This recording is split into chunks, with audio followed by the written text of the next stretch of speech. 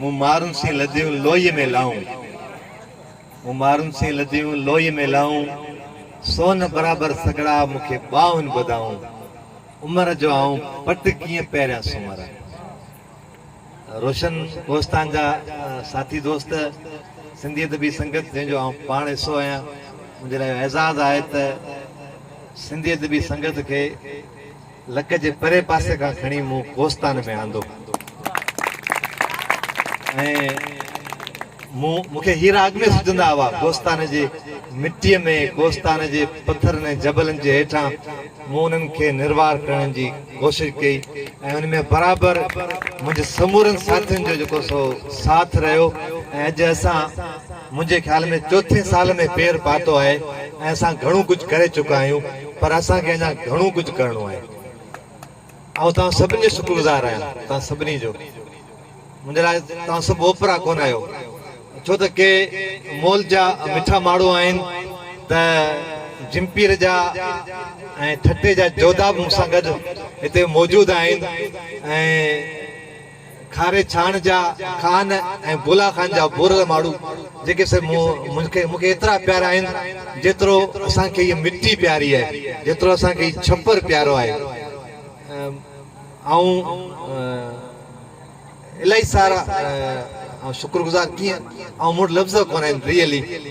मुंहिंजी 35-37 साल जी सहाफ़त आहे, उन में शायदि मूं घणो कुझु कयो आहे, पर आउं सम्झां थो त मूं कुझु कोन कयो आहे। मूं कुझु उन करे कोन कयो आहे जो मूंसां गॾु अञा ताईं उहे माण्हू कोन आहिनि जेके मुंहिंजो न पर मुंहिंजे छप्पर जो, मुंहिंजे गोस्तान जो आवाज़ थी मूंसां गॾु बीह रहनि। मूं रुगो हिकिड़ी चिणग दुखाई आहे ऐं उहा चिणग आहे माण्हुनि खे आफ़ीम जे नशे मां उथारण जी। त तव्हां वटि तालीम कोन्हे, तव्हां वटि सिहत कोन्हे, तव्हां वटि रोड रस्ता कोन आहिनि, तव्हां मंशात फरोशन जे घेरे में आहियो ऐं हाणे त गोस्तान कराची थींदो वञे ऐं हाणे त केटी बंदर बि कराची थींदो वञे ऐं असां अखियूं पटे पिया ॾिसूं त असांजी धरती हाणे असांजी न रहंदी, पर असां पोइ बि ख़ामोश आहियूं।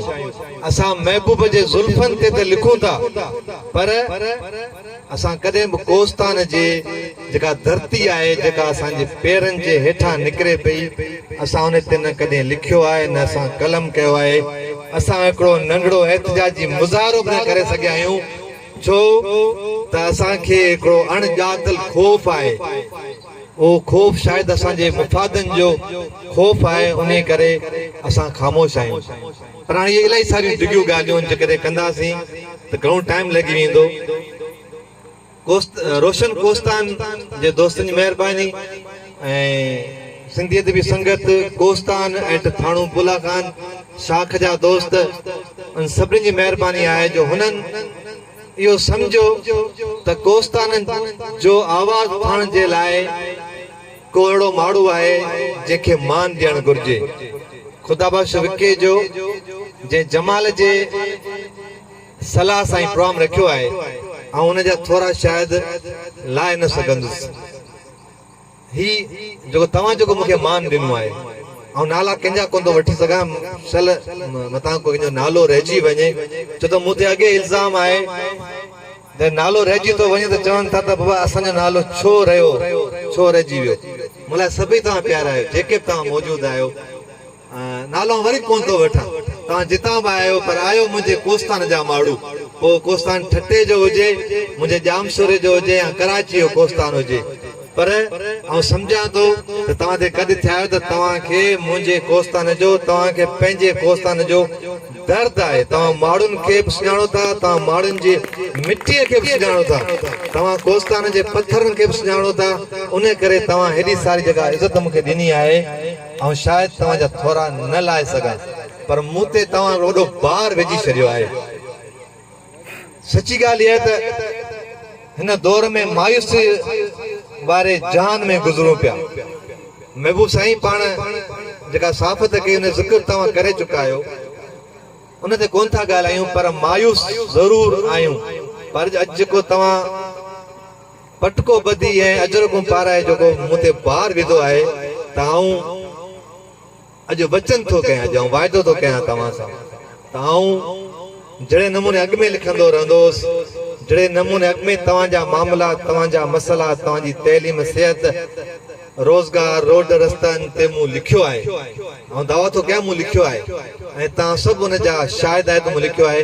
ऐं आईंदा बि आऊं वचन थो कयां त मरण घणी ताईं जेसिताईं मुंहिंजे सिसीअ में साह हूंदो, मुंहिंजा हथ लिखणु शुरू कंदा, मुंहिंजी कैमरा मुंहिंजो साथ ॾींदी त आऊं तव्हांजे लाइ लिखंदो रहंदुसि। पर अॼु तव्हां मूंसां हिकिड़ो वचन कयो, वचन इहो कयो त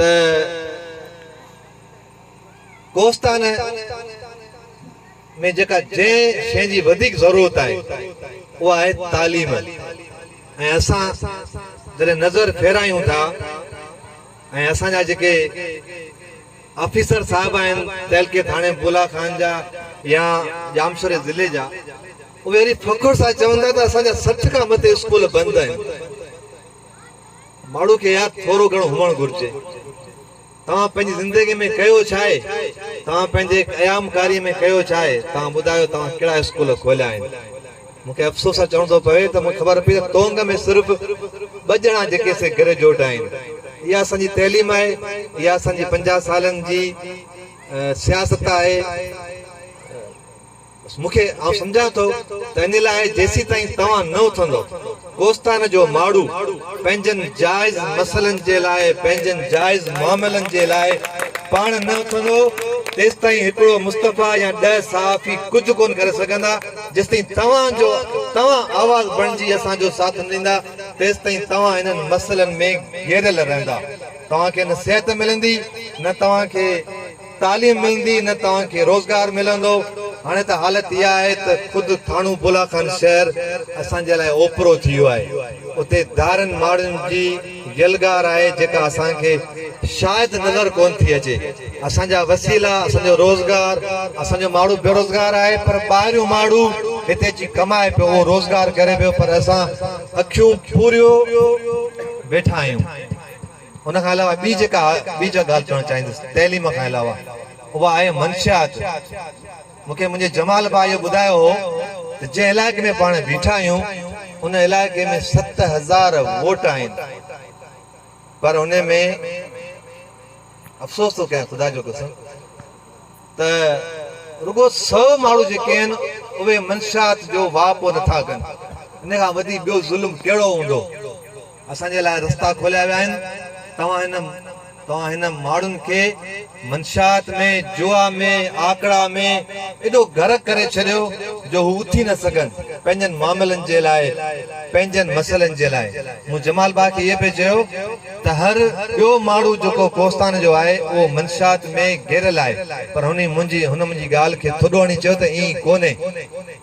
7000 जी आबादीअ में जेकॾहिं सिर्फ़ 50 ऐं 100 माण्हू मंशियात न वापराईंदा हुजनि त पोइ असां पंहिंजी तबाही पाण ॾिसूं पिया था ऐं असां अखियूं पटियो ॾिसूं पिया था त असां सां छा वे वापरियो पियो। असांजो जेके 10 सालनि जूं जेके ॿाड़ियूं आहिनि, ऐं ॿारनि जी ॻाल्हि कोन थो करां, ॿारनि जी या नियाणी जी ॻाल्हि थो करां, उहे बि गुटको वापराइनि थियूं। अफ़सोस आहे मूंखे ख़ुदा जो कसम, छा पाण एॾा अखियूं पूरी थी विया आहियूं जो असांजूं नियाणियूं, असांजा ॿार गुटको वापराइनि था, माओ वापारीनि था, मंशियात वापारीनि था, उन्हनि जा वात जेके से गंदा थी विया आहिनि, पर असां जेको सो उन्हनि जे लाइ को बि क़दम कोन था खणूं। ऐं सम्झां थो त ॿिया त वॾा घणेई चैलेंज आहिनि, ज़मीन त असांजे पेरनि मां खिसके पई, पर असांखे जेको ई तइलीम खां महरूम कयो पियो वञे, असांजे मथां मंशियात मणी पई थी वञे, उन लाइ जेसि ताईं असां गॾियल तौर आवाज़ न उथारींदासीं तेसि ताईं वरी चवां थो त हिकिड़ो सहाफ़ी या 10 सहाफ़ी छा कंदा। उन लाइ तव्हांखे ऐं असांखे सोचणो पवंदो त असांखे छा करणु घुरिजे। ऐं वरी बि शुक्रगुज़ार आहियां तव्हां सभिनी दोस्तनि जो जिन हेॾो सारो मान ॾिनो, तमामु थोरे सॾ ते, तमामु नंढड़े सॾ ते। ऐं तव्हांजा थोरा लाइ कोन सघंदुसि, पर ॻाईंदुसि ज़रूरु, हक़ मौजूदु सदा।